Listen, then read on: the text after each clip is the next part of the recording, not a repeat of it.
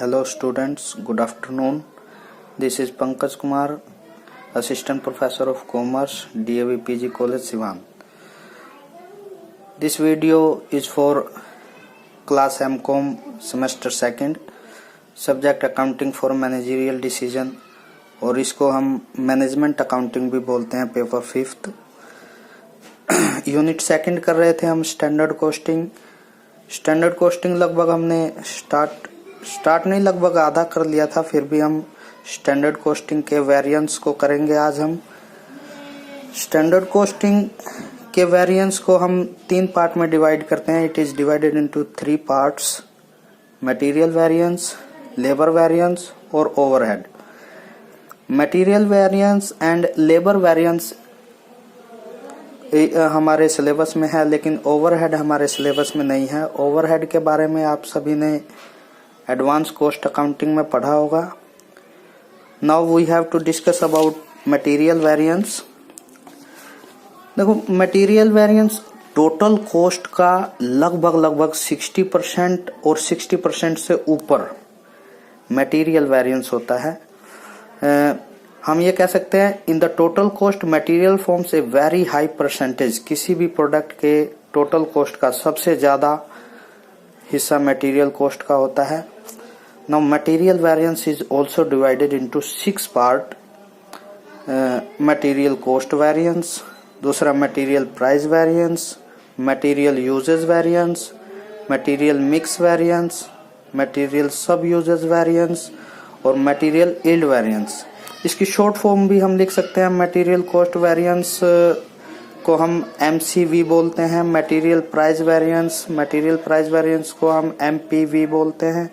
Material usages variance MUV, material mix variance MMV, material सब uses variance MSUV और material yield variance MYV. अब हम material variance के इन variances को अलग अलग पढ़ेंगे, क्योंकि ये एक इम्पोर्टेंट पार्ट है हमारे चैप्टर का और इसमें थ्योरी और प्रैक्टिकल दोनों आ सकते हैं. ज्यादा चांस प्रैक्टिकल के होते हैं. प्रैक्टिकल क्वेश्चन हमारा बहुत आसान पार्ट है. सिर्फ हमें फॉर्मूला यूज करना. We have to use only a formula और हम आसानी से 10-15 मिनट में अपने क्वेश्चन को सोल्व कर सकते हैं और हमें इसमें फिर नंबर भी नहीं कटते, पूरे नंबर मिलेंगे. तो सबसे पहले हम करते हैं material cost variance MCV. The formula of material cost variance is equal to standard quantity into standard price minus actual quantity into actual price. Standard quantity को अगर हम standard price से गुना कर दे और actual quantity को actual price से गुना करें, दोनों के बीच के डिफरेंस को हम क्या बोलते हैं? Marginal material cost variance. SQ means standard quantity, SP means standard price, AQ means actual quantity और AP means actual price. ये हमें क्वेश्चन में गिवन होगा और क्वेश्चन में दी गई इंफॉर्मेशन के हिसाब से हम निकाल भी सकते हैं. इसको आगे हम पढ़ेंगे इसको कैसे निकालते हैं.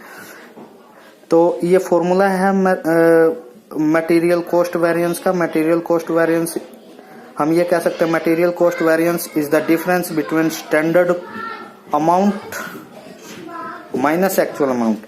स्टैंडर्ड अमाउंट कैसे निकलता है? Standard quantity into standard price.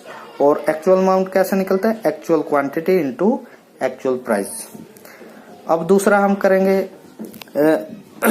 दूसरा वेरिएंस है मटेरियल वेरिएंसेस का दूसरा part, material price variance MPV. Material price variance का फॉर्मूला क्या है? Material price variance is equal to standard price minus actual price into में एक्चुअल क्वांटिटी.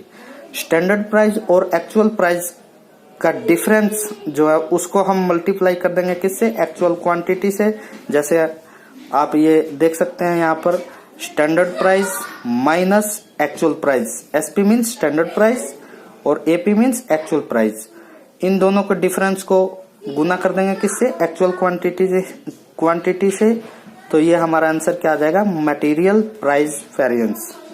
सेम इसी तरीके से हम थर्ड वेरिएंस पढ़ते हैं मटेरियल वेरिएंस का, मटेरियल यूजेज वेरिएंस।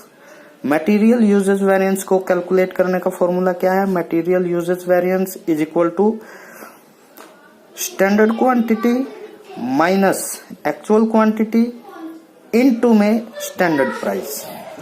अगर हम स्टैंडर्ड क्वांटिटी और एक्चुअल क्वांटिटी के डिफरेंस को स्टैंडर्ड प्राइस से गुना कर देते हैं तो ये आंसर हमारा आ जाएगा मटेरियल यूजेज वेरिएंस। ठीक है, तो इस तरीके से हम ये फॉर्मूले यूज करके, बहुत आसान फॉर्मूले हैं, इन फॉर्मूलों को यूज करके हम अपना सवाल कर सकते हैं। बहुत आसान है, थ्योरी से भी ज्यादा बेटर हमारा प्रैक्टिकल पोर्शन है स्टैंडर्ड कॉस्टिंग का, और आसानी से हम निकाल सकते हैं। इन तीनों फॉर्मूलों को वेरीफाई करने के लिए भी हम एक फॉर्मूला और यूज कर सकते हैं। जैसे फॉर एग्जांपल, अगर आप हमें ये वेरिएंस के सम करने के लिए ये बेस होता है कि स्टैंडर्ड प्राइस, स्टैंडर्ड क्वांटिटी और एक्चुअल प्राइस, एक्चुअल क्वांटिटी दी हो क्वेश्चन में। लेकिन सपोज दैट अगर ये इंफॉर्मेशन नहीं दी गई है, standard quantity, standard price, actual quantity, actual price अगर नहीं दी गई है, तो हम फिर उसमें दी गई इंफॉर्मेशन के हिसाब से क्वेश्चन को सोल्व कर सकते हैं। मान लो इनके अलावा हमें दिया गया है कि मटेरियल प्राइस वेरिएंस की वैल्यू ये है, या मटेरियल यूजेस वेरिएंस की वैल्यू ये है, मटेरियल कॉस्ट वेरिएंस निकालें, या मटेरियल कॉस्ट वेरिएंस की वैल्यू ये है, मटेरियल प्राइस वेरिएंस निकालें, तो इसको भी निकालने का फॉर्मूला है। इसको हम वेरीफाई कर सकते हैं। जैसे मटेरियल कॉस्ट वेरिएंस किसके बराबर होता है? Material cost variance is equal to material price variance plus material usage variance. अगर हमें स्टैंडर्ड क्वांटिटी, स्टैंडर्ड प्राइस ये सब क्वेश्चन में नहीं दिया गया है, इस तरह की इंफॉर्मेशन नहीं दी गई है, और ये दिया हुआ है मटेरियल प्राइस वेरिएंस की वैल्यू ये है, material price material usage variance की वैल्यू ये है, तो हम मटेरियल कॉस्ट वेरिएंस निकाल सकते हैं। मटेरियल कॉस्ट वेरिएंस किसके बराबर होगा? Material cost variance is equal to material price variance plus material usage variance. और हम मटेरियल प्राइस वेरिएंस भी इस फॉर्मूले के सहायता से निकाल सकते हैं। Material price variance is equal to material cost variance minus material usage variance. जिस तरीके से हम अकाउंटिंग इक्वेशन बनाते हैं, अकाउंटिंग इक्वेशन में हमने किया होगा पहले अकाउंट में, अकाउंटिंग इक्वेशन क्या होती है? Assets is equal to liability plus capital, और इनमें से कोई भी दो इंफॉर्मेशन दी हुई है तो हम कैपिटल भी निकाल सकते हैं, लायबिलिटी भी निकाल सकते हैं, एसेट्स भी निकाल सकते हैं। सेम उसी तरीके से इन फॉर्मूलाज को भी पुट करना है। अगर हमें इन तीनों में से material cost variance, material price variance और मटेरियल यूजेज वेरिएंस, इन तीनों में से दो इंफॉर्मेशन दी हुई है तो हम आसानी से निकाल सकते हैं।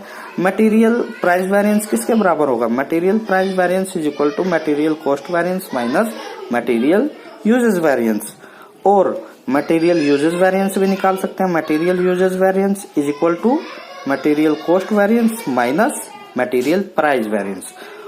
ये हम इन फॉर्मूलाज को यूज करके वेरीफाई कर सकते हैं कि हमारा जो हमने सवाल किया है वो ठीक है या नहीं है।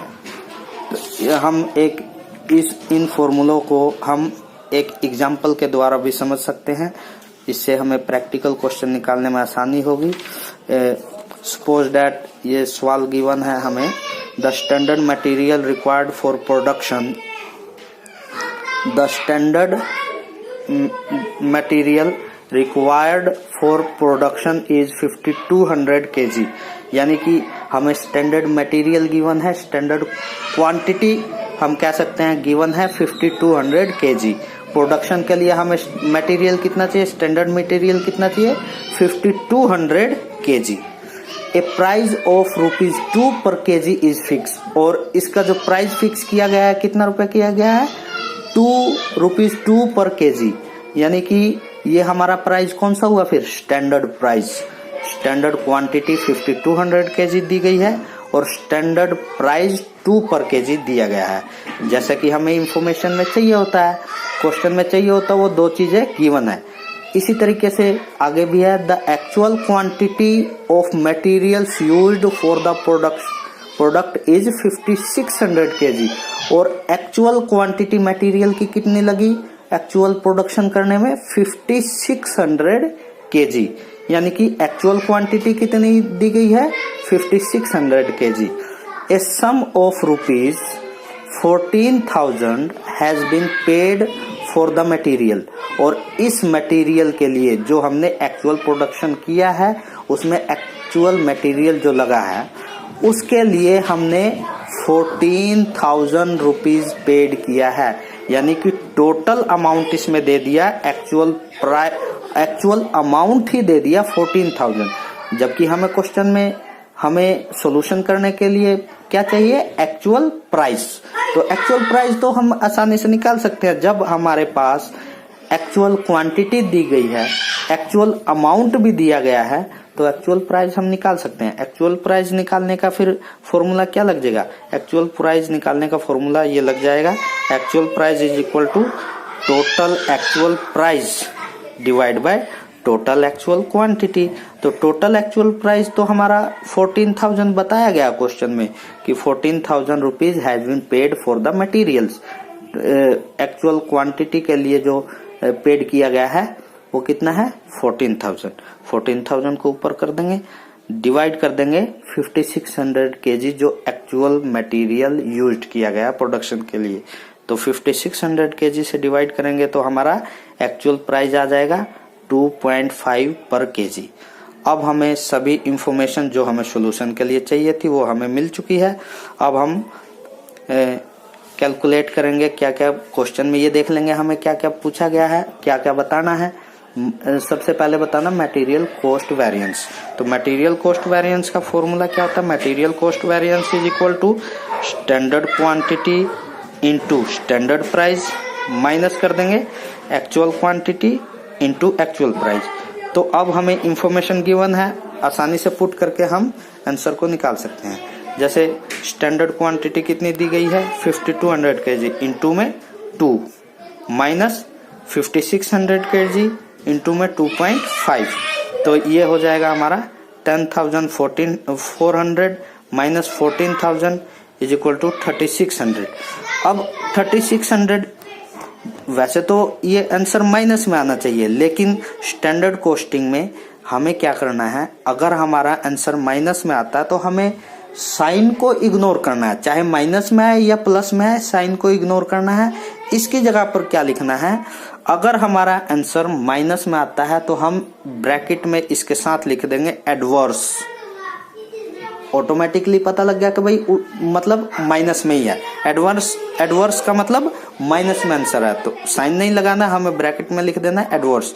इसी तरीके से अगर आंसर प्लस में आता, पॉजिटिव आता, तो हम यहाँ पर साइन नहीं लगाते, वहां पर अगर आंसर प्लस आ जाएगा तो यहाँ लिखेंगे हम फेवरेबल बस। तो 3600 माइनस में आया था हमारा, हमने निकाला material cost variance. Material cost variance is equal to 3600 bracket में, क्योंकि माइनस में आया तो ब्रैकेट में हम लिख देंगे एडवर्स, ये हमारा आंसर हो जाएगा। सेम इसी तरीके से हम दूसरा कैलकुलेट करेंगे material price variance. Material price variance का फॉर्मूला होता है standard price minus actual price. Standard price हमें question standard price minus actual price, और इसका डिफरेंस को हम क्या करेंगे इनटू कर देंगे एक्चुअल क्वांटिटी से।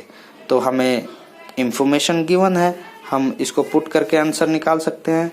जैसे 2 स्टैंडर्ड प्राइस 2 दिया हुआ है माइनस 2.5 जो एक्चुअल प्राइस हमने निकाला, इसका डिफरेंस को इनटू कर देंगे किससे 5600 kg of actual quantity. Actual quantity की वैल्यू है 5600 kg, तो ये हमारा आंसर आ जाएगा। क्योंकि ये भी माइनस में आएगा तो इसीलिए इसको 2800 एडवर्स लिखकर आंसर लिख देंगे। सेम इसी तरीके से मटेरियल कॉस्ट यूजेस वेरिएंस निकालेंगे। मटेरियल यूजेस वेरिएंस का फॉर्मूला क्या है, standard quantity minus actual quantity, और इसके डिफरेंस को मल्टीप्लाई कर देंगे स्टैंडर्ड प्राइस से। तो 5200 kg माइनस 5600 kg, और इसके डिफरेंस को 2 से मल्टीप्लाई कर देंगे तो ये हमारा आ जाएगा 800 kg। 800 भी माइनस में है, इसलिए इसके आगे हम लिख देंगे एडवर्स, और ये हमारा आंसर है।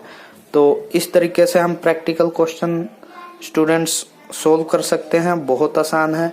अगर आप इसको प्रैक्टिस करोगे और क्वेश्चंस निकालो, प्रैक्टिकल सम्स करो, इसको सोल्व करोगे, प्रैक्टिस करोगे बहुत आसानी से, क्योंकि हमारे पास एक क्वेश्चन करने का अगर हम थ्योरी करें तो 35 मिनट्स मिलते हैं, और 35 मिनट्स अगर हम प्रैक्टिकल क्वेश्चन करते हैं तो 35 मिनट्स नहीं यूज होंगे, तुम्हारे नहीं लगेगा।